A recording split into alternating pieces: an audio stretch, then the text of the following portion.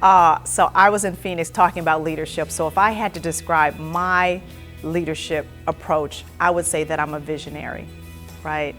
And I don't know if that's what the dictionary says, but what I do know is that you can't be a leader if you're not generating or creating or embedding a vision for other people. Now, this is where leadership goes wrong, is when they don't execute on that vision. So to me, a true leader, and one of the things that I pride myself in, is I allow people to create a vision, I help them create that, and then I help them execute it against a timeline, and that is where you find success.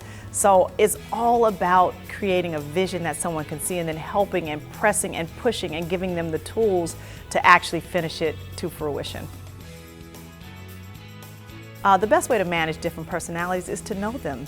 What we do as leaders is we try and manage everybody the same way. And being an African American woman, having to fight her way through, I know how I felt when I'm trying to be managed the same way as other people. I have a different set of skills. I grew up in a different culture. I have different needs. And so what I've done is I've taken all of those hurts and pains and growing pains, and I sit down with my team. What do you want to be? What does success look like for you? How will you give me the most? What do I need to give you in order to make that happen?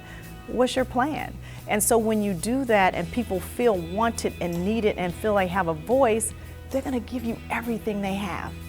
Period. I've tested it, I've seen it, I've been on both sides of the spectrum.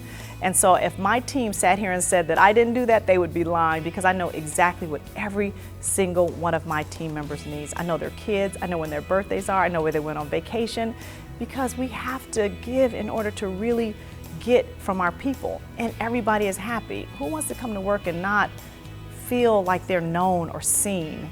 And so I'll use a term, I try and stay woke around my people's needs.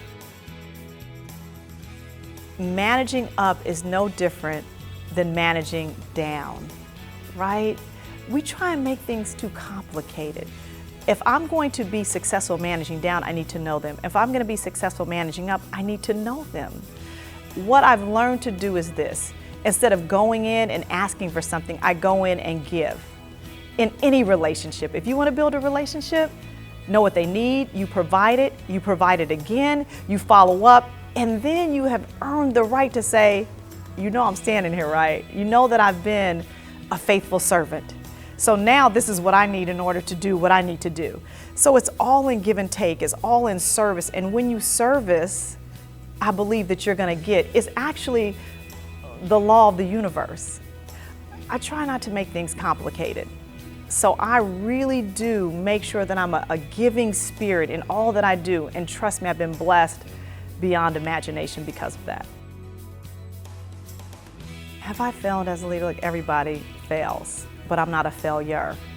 And so in everything that I've done, in every misstep that I've taken, in every moment that I've had that feeling in the pit of my stomach like, oh, I should have done that differently, I take a moment and I say thank you.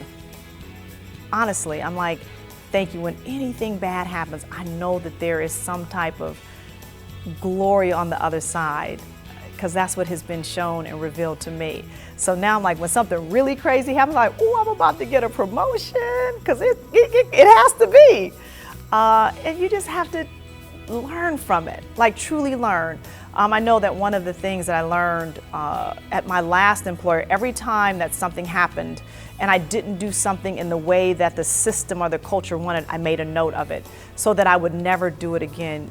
When you write something down, you build a relationship with the words. And so I'd write it down and then I would make sure that that didn't happen again. And I actually teach that to my team. So I had a journal, maybe like this thick, but I became really good at what I did. And I never made the same mistake twice. And I think that's what it's about. You just can't continue to do the same things if they're wrong. But if you learn and adjust and move, then you're considered to be really, really good at what you do.